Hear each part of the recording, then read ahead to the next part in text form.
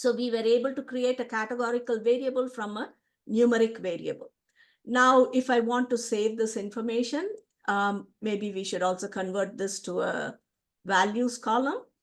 And to save it, you go to this file menu bar here with the three horizontal lines at the top left, and click on that, and you can save the whole CODAP work itself.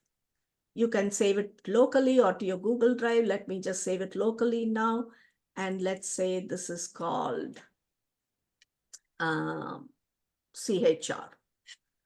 2023 for County Health Rankings 2023.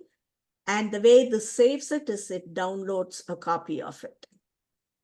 So if you go to the folder where it would have downloaded,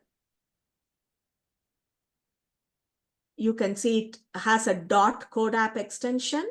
So the next time you are continuing your work, the students can just open this .CODAP file, and whatever they have saved, everything will be there till then.